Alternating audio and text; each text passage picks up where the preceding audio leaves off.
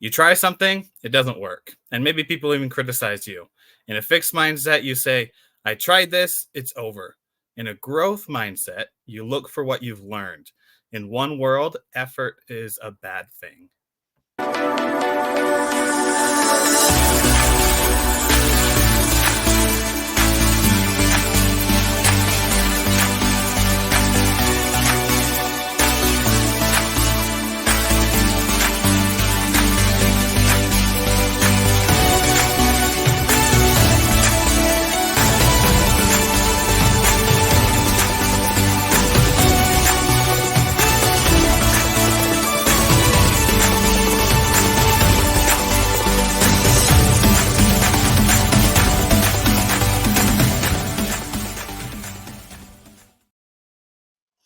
What's up, champions? Welcome to another episode of Champion Reads, the podcast where we talk about the best-selling books by best-selling authors and their best principles.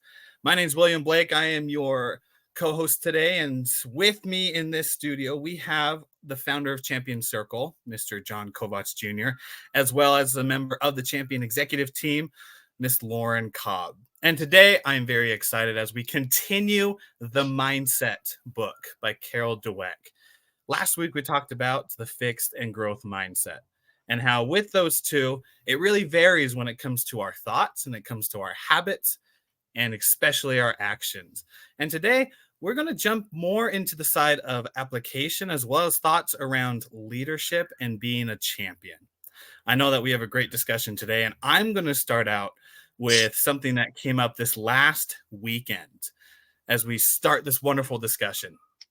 This last weekend, we had a clog in our drain. And it wasn't like right in the kitchen sink, that's where it was.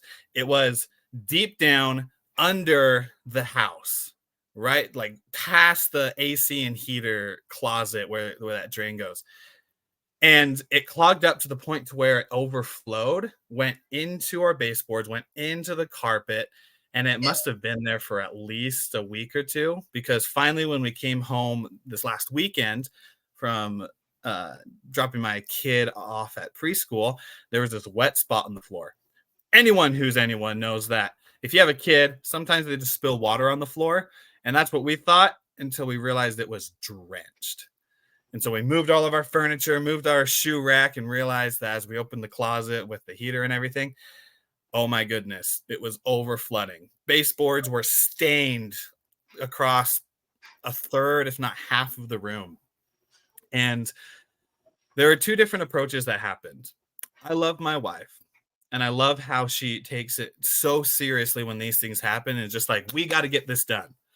Because it counteracts my thing where it's just like, carpet's wet and we just need to get fans and we'll contact property management. And I love the dynamic that we have. So throughout this weekend, I realized that as I was calling property management and insurance and the plumbers, and as we were dealing with the whole shenanigans of everything, that it's so easy to be able to procrastinate on calling an individual because of one reason or another. And I know finances have been an issue for me in the past. And as I was making a phone call, I'm sitting there and I'm thinking before, like a year or two ago, right? Not too long, but before I would make this call and my heart would be racing. I'd just start sweating, just this kind of like anxiety attack, but very much less than an anxiety attack would occur within me, just trying to call people, not knowing what's going to happen. But over these last couple of years, as I've gotten more experience and practice it, I've realized that my leadership skill in solving problems and getting stuff done has increased to the point of I'm a champion. No, I am a champion. That's the great mindset to have. But in the way of I get things done in a timely manner. And so when I bring this back into the topic from Carol of mindset, the fixed mindset and growth mindset, before that fixed mindset, it was like, I can't do this. And now there's just one thing in the way. I just need to make a phone call. And then everything else flows from there. So that was my example as I thought about this topic of leadership and the principles, and more importantly, the mindset behind it. John and Lauren, I'd love to open this up to you too. What comes to your mind with these topics, and we'll just have a great discussion on them. There's nothing better than testing your attitude and mindset than household emergencies, and because they're the unexpecteds, right? They're the things that you just don't plan on, and they throw uh, sometimes literally a wrench in your plans, your expectations. But then there's the fight or flight response mechanism within us to decide, are we taking action now? How are we taking action? I know a lot of people who make customer service calls to various organizations, like I don't know, like the hotel booking ones or the flight booking ones, and they get so frustrated in the moment, and it's so hard to be a thoughtful, good customer, as well as like expect great service in return, because we are dealing with people with all sorts of different mindsets. But I appreciate that example. It actually reminds me of one of the reasons why I moved to the beautiful city of Heber City. It was because while on vacation, our hot water heater had exploded and soaked up our carpets, and we were literally just by no fault of our own evicted from our house, because there was no way it was livable. So I realized, luckily you guys caught it early.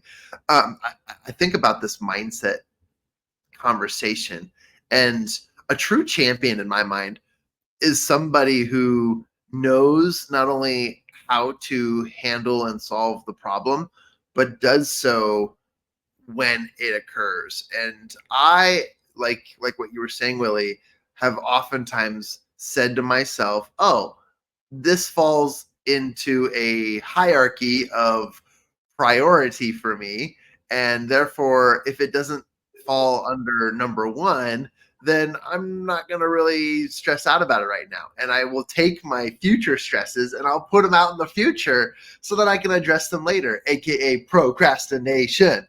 And that's terrible. That is so terrible. Yeah, no, we should make a song about it and go viral, because it really is a principle that we have to learn to address.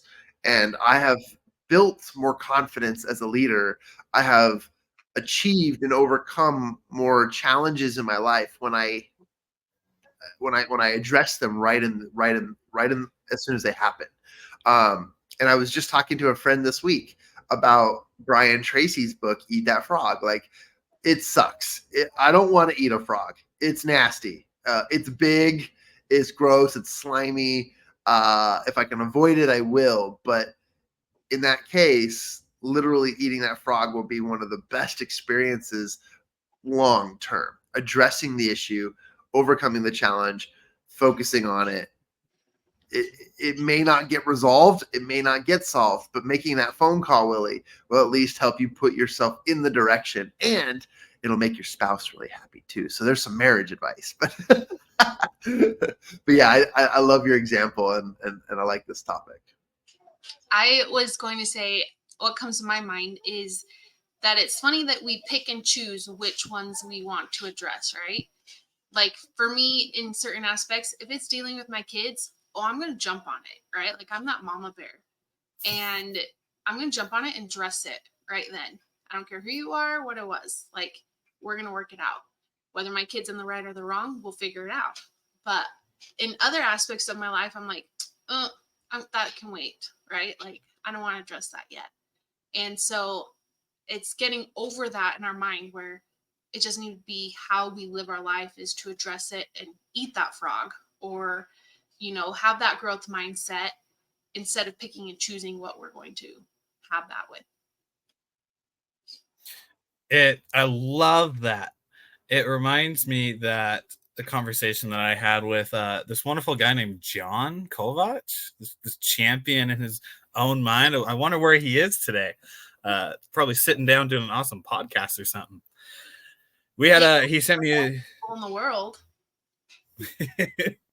He sent me this a Marco, and was telling me about this lesson he learned about leadership, and about how he's learning more about following his own path and going for it, and not in the ways of not caring what other people have, but being so kind and caring so much that it's more important about what they're doing now and what they're doing in the future rather than what they've done in the past. And I'm like, that is such a great example. 100% shout out to you right now. I don't know why I'm saying it in like the second or third person. Love John. That principle is so crucial though, because us as leaders, as we're running our own business and we have maybe employees, clients, even if you don't own your own business and you're simply an employee working at an organization, the boss is the boss, but the boss isn't necessarily the leader. Because I remember when I worked at Walmart, loved my boss, but he wasn't doing the jobs that he was supposed to be doing. And management knew about that and everything. I knew, and other people would tell me. So other people would tell me, then I knew, to try to keep myself humble, is that I had more influence on the employees and the people that were in my department over people who are in upper management. And that was simply because of this wonderful thing of influence. I cared so much about the quality that I wanted our department to be in. I cared so much about the employees, not just coming in mundane day-to-day being there, but like wanting something, trying to set goals of how fast can you put this out, but still keep the quality. Like, do you want, and then teaching the difference between being fast and being quick. And like just this whole dynamic of over a year when I was there of just evolving this department and the principle of leadership. Because like I said before, a leader, how do I put it? The leader is always the boss, but the boss isn't always the leader. So as we go out with the mindsets that we have, I hope I said that right. As we go out with the mindsets that we have and become leaders in the things that we're doing, it's being able to show up and being able to take that principle that I learned from John of being so kind and being so nice, that if I were in that position at Walmart again, to be able to tell people, hey, come on, let's do something more. Let's enjoy it while we're here. This isn't just something that you want a paycheck with, even though some days it will, or even most days it does feel like that. But let's achieve something more, because as we focus on the future, that's where this pure kindness and this pure love can come from, that just revolves around leadership. I love that. I believe it's in the book that she talks about, with the growth mindset, a lot of people will outperform their peers and even some of their managers and things like that. Because you have that mindset, then those around you are drawn to it, and you often kind of rise to the top, right? You just naturally do when you have a growth mindset. So it's not surprising that you were being looked at as a leader more than people were looking to their managers, who should have been in that position because of their leadership skills, right? But it's not surprising that you not aspired, but you naturally rose to that. Yeah, and embarrassingly and admittedly, I've learned a lot about myself over the last few years. And I used to have a leadership approach of, lead by example and let people follow. And what happens when you lead by example and let people follow is that some people will follow based on their interpretation. Some people will follow even though they need further instruction, and some people will not follow. And what my mindset was to enable them to figure it out for themselves, to work it out amongst themselves. I had this philosophy, and I would say it out loud in leadership meetings. And this is the embarrassing part, is I used to say, well, we're going to just let this sit, and we're going to let it work itself out, and let the process be the process. If they rise to the occasion, then great. If they don't, then maybe we move forward without them. And I think about that, and that is such a passive and not inspirational leadership approach. And the reason behind it was, Willie, your example. I wasn't ready to address the hard issues, the challenging conversations. I wasn't being kind.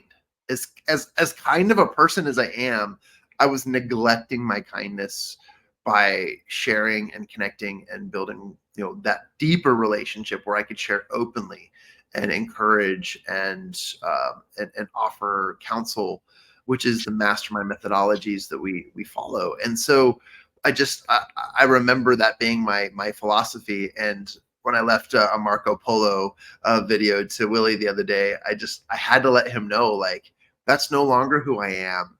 In some aspects of my life, certain things can work themselves out, but I'm being more communicative. I'm being more upfront, and that empowers me as a champion to build deeper relationships with my friends, my colleagues, my peers. And it's not that I'm telling people what to do or telling them how they should do it, or nor am I being mean and just calling people out left and right. What I'm doing is I'm sharing my love, appreciation, and I'm also providing ideas based on my experience. And I feel like my relationships are getting deeper because of it. And also my mindset on leadership has changed. When problems exist, I want to address them. Rather, and I don't even call them problems. We'll call them challenges, or I won't even say the word issues anymore because it rhymes with tissues. I don't know. I just like the fact that challenges are stuff that we can hurdle, we can go over, we can go under, we can go around, and we can go through them, like whatever it might be. My mindset has completely changed on my leadership approach and qualities. And so, embarrassingly enough, it was what it was. But I'm not going to say this is the new John. Hey, what I am saying is that this is a realization that comes from somebody who's had lots of companies and has worked with a lot of people. And it's important for us to recognize our own growth and our own growth mindset as we grow as leaders. And that makes us, or helps us, become champions. And we haven't even talked about the sports mindset stuff, but we'll get into that later. I just wanted to share that. And thank you for the huge shout out. That was really cool. Of course, I will shout out everyone who I love. John is awesome. Lauren is awesome. Ian, our other co-executive host here, is awesome. We just have so many amazing individuals who we have had on this podcast, and as well as we just surround ourselves with. So absolutely, I will shout out to the moon and back, everything for my friends. Johnny brought up a really good point about the vocabulary side. You didn't emphasize on it, but the vocabulary side of how we use our words dictates how we think. I think about the word issues and problems. When I say those two words, in my mind, and maybe it's just me, they have such a negative aspect to it. It's like, this is a problem. That means there is a huge hurdle or impossibility to get through it. An issue, a little bit less, but still it's like, oh, this stupid thing on the side, like this is going to be an issue in my life, right? Just for me, it has that negative context. But words I like to use instead are challenge. Because with a challenge, if you were to be running a race, I'll jump into sports. If you were to be running a race, the challenge is to get from point A to point B as fast as you can.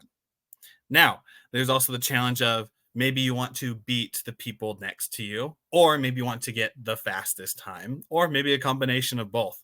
But whatever it is, the challenge, it still revolves around the accountability and the power that we have to take action and make choices, like that aspect of it. And even the word obstacles, I would also put with the word challenge. Because obstacles, it's just like, yeah, that's an obstacle. I can get over it. It might take some time, might take some due diligence, whatever it is. But yeah, obstacle, I can get over it. It's the vocabulary that we use that's so impactful. And if I could give one more example, I hate, and the only way I use this word anymore is when teaching a lesson on it, which is what I'm doing right now. I loathe the word tired. The word tired drains every fiber of energy in my body anytime I would say it in my past. And every time I hear it from other people, I think in my head, no, you're not tired. You just simply need to rest. You need to recover from what's going on. Because either you just faced a big challenge or a big project that you did and you simply just need the time to do it. Or maybe there's things that have been piling up and you simply just need to take a step back to be able to rest and recover. And I can go a bunch into what actual rest and recovery is. But with the vocabulary side, I want you champions who are listening to ask yourself, what are the words that I'm using? And when I use them, and as I'm more conscious about them, are they putting empowerment, belief, and inspiration into my life and into other people's lives? Or when I say the word, is it taking away the power that we have to make the choice? And are we putting blame and excuses on other people? That's what came to my mind when you mentioned vocabulary. Yeah, something on vocabulary.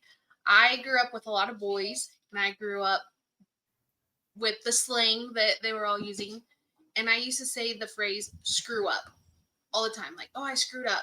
Oh, and I've been learning to use the word mistake, because a mistake is something you learn from and move forward. You grow with it, right? Like our mistakes we grow from. And so I've been trying to teach my kids that as well. And so it's so funny because we're all talking and I still say it sometimes. And then I get called out on it. Mom, you're not supposed to say that, you know?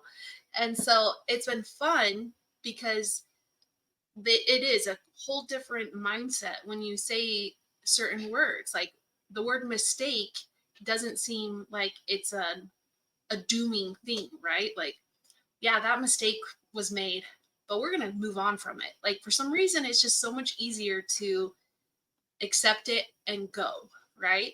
Rather than like, oh, I screwed up big time. Like that just puts you in this, like even saying that now, like I feel my body just kind of shrinking down, like, oh, hiding from it. But it's language is big because your mind, your body, everything around you is going to accept that or hold on to it, like not release it or grow or hold you back.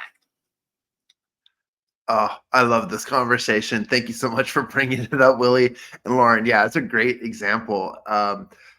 Also, our response to mistakes like my bad or oh, I screwed up, like all those, yeah, they diminish your inner being. I want to say to our audience that it's not your fault. It's not your fault. We've been brainwashed. It's by public school systems, by our parents without them knowing, by advertisements and the world. I mean, how do you solve a math equation? Well, they call it a math problem. So you grew up solving problems. Yes, that sounds positive, but to throw that mindset out and say it's not a problem from the beginning. It's just an unanswered question. It's just an unresolved equation. Yes, That's everything. Equations.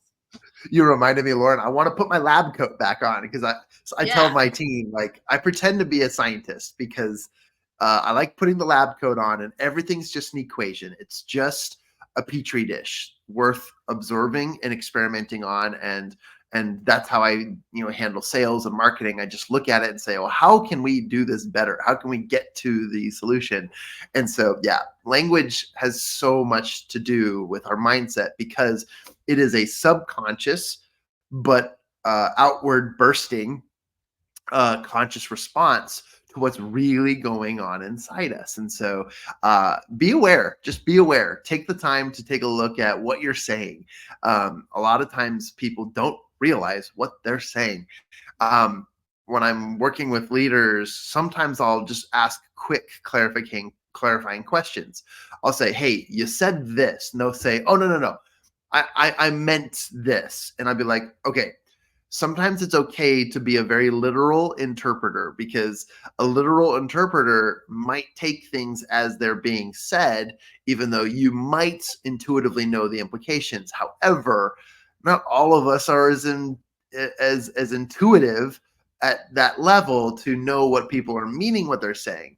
You have to have deep relationships to know that when my brother, who I just did a 100-mile bike ride with, when my brother, says something out loud, he's not mad at anyone else but himself. And I know that. I intuitively know that. It has nothing to do with me. So I don't empathically take on his emotions. We did a really hard bike ride. That's what he was cursing about. And he's my hero. But what I was bringing up was more of just an idea and an example of, like, you have to have deep relationships to intuitively know what people mean when they say something they don't mean to literally say. So it's good as leaders to interject and ask for clarifying questions, because our body, our soul, our spirit is absorbing the subconscious messages of the literal translations of things that people are saying. And so we need to interject. We need to not only be aware of what we're saying, but be aware of what we're listening to. Yes, I said it. I know it's bad, because I was listening to some music the other day and I was like, oh, this is nostalgic. I used to listen to this in high school. And then I realized, oh, this is probably why I don't listen to it anymore. Oh, these lyrics are terrible. Oh, this is depressing. Oh, and I just went down this rabbit hole of, wow, okay, I subconsciously took that on, and now I'm aware of what the meaning is, and my body or my soul is taking that on. It sounds a little woo-woo, but I'm being completely serious. This is something that your mindset can be altered on if you're aware of not only what you say, but also what others say, and you take action to morph it, form it, to understand it, and also redirect it. These are all great words to use when you're focusing on building your mindset into a growth mindset. Those are the things you can do to really eliminate the problems or the issues in our lives, because we can eradicate those things and form them into obstacles, like Willie said, challenges, like Lauren said, things that are solvable. And that is mindset. I'm so pumped up. I just want to add to that. Being a leader, we have to take the guesswork out for other people. We have to be the example. They can't be guessing what we're doing. If we're leading people and they're having to guess or like play this kind of like mind game to figure out what we want, we're not a true leader. Like, we have to live this, speak it, think it, have it be us, because that's the only way we can truly lead people around us. As a youth, I didn't understand that. People would be like, you're a natural leader, you're this and that. I was just like, well, I'm just being myself, But I took the guesswork out. Nobody had to guess what I was feeling. Did I say things the wrong way sometimes? Yes, but people knew what I was saying, right? Like, maybe I could have said it nicer, but they understood what I was feeling and meant. But I've had to cultivate those, and nourish some aspects of it. But being a true leader, you can't have people guessing what it is you want, what it is you're asking them to do, and what it is you're meaning, right? We've got to be able to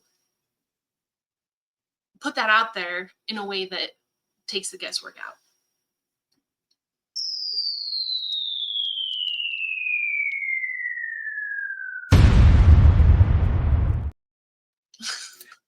No better way of saying what Lauren just said. Truth bomb 100%. Oh, thank you. Leadership and mindset, such a great topic that we've talked about today. And as we are wrapping up this episode, and as we still have a couple more that we'll talk about this book, but as we finish up this principle of fixed and growth mindset, of the vocabulary that we used about what mindset is, the thing I want to end on is really breaking it quickly down of what it is. Because mindset, it's simply the habits that we've formed in our mind from our past experiences, beliefs, attitudes, assumptions, like those things from our past that we have experienced. Listeners, listen to this. Whether or not you are responsible for what happened in the past, who cares? Because it is more important that you get to have the effect of how your mindset's going from today. Because if your mindset today is going forward and being formed by our previous mindset, then from today and on, we are going to create a past. I don't think I've ever used this phrase before, but in 10 years, we are going to create a 10-year past of you focusing on the mindset that you want, that growth mindset, that actively towards leadership and active towards being a champion, that high achiever, getting those accelerated results. Today is the day that you get to do that. Who cares about what happened in the past? We learn from those lessons and we go forward. What's more important is what we get to do today and what we get to go do forward. Use the stories from the past to impact others and impact yourself, but use the time that you have today to make the future that you want. And I am complete, and I'd love to turn it over to you two for your final thoughts. Yeah, I love that, Willie. Footprints in the sand. Your furthest footprints behind you will eventually erode and be covered up. Who cares? Okay, I love that example.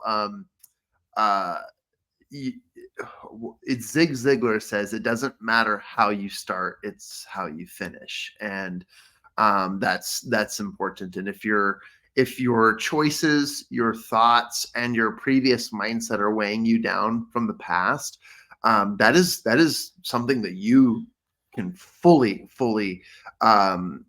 not only overcome. No one wants to be overcome or overcome things, but that is something that you can definitely alter, and it's definitely something that you can fix, because it's mindset. I can't wait to discuss this, and I was saying this in the green room before we started. I love listening to this book. I've read the book several times. Listening to it right now again, I highly recommend you read this book like once a year at least, because this is a great January 1st book, because as you're making New Year's resolutions and goals and whatever for the new year, this is a great book to fix your trajectory and your vision about future rather than past. And I love that you ended with that, Willie, because this truly is a book about that. It's about focusing on what I can do moving forward. And that's really what it's all about. Who cares what you've done in the past? I mean, wipe your hands clean of the guilt and shame of what you used to be and become. It's those with a fixed mindset who will try to remind you of what you think you were or what you've been, but you're a changing human being. You're somebody who's different. You're malleable. I had to throw my favorite word. You're moldable. You're somebody who can overcome anything. You're honestly stronger than you are. And fixed mindset people will try to remind you of how fixed you think you are, but no one needs fixing. We just need changing, or we just need attitude adjustments, or we just need the things that are going to alter our focus. I'm complete. Thank you. I love that. Yeah, we just need growth, right? Just keep that growth mindset and normalize your mistakes, that it's okay, we've made mistakes, but we're going to learn from them and we're moving forward, making learning a priority so that you can move forward and gain more than you've had in your past. And so that's, they talk about it, that people who make learning a priority oftentimes have a better mental health. They often go further in their careers, and they often make more money than their peers. And so having that growth mindset will only benefit us in every aspect of our life. I love the conversations that we've had. John, Lauren, thank you for joining us today. And thank you, champions, for being here. If you found inspiration in this episode, go ahead and subscribe to Champion Reads. You can find us on all the major podcasting platforms. You can also find all of our links to our social medias, a link to an email, as well as other things that we are doing with Champion Reads and Champion Circle at mychampionscircle.com. And there you'll be able to find all of that and be able to send us a message. We'd love to hear from you. What mindset are you going to do going forward today? We'd love to hear that on all of our social medias in the comments, as well as email us your story about it. And until next time, champions, continue to be awesome. Continue to be the champions in your life. And always remember that you are in control of your life. And as you go forward today and into the future with the mindset that you have, and as you work on your vocabulary, that you can really, truly inspire other people, and more importantly, inspire yourself. We'll see you on the next episode of Champion Reads.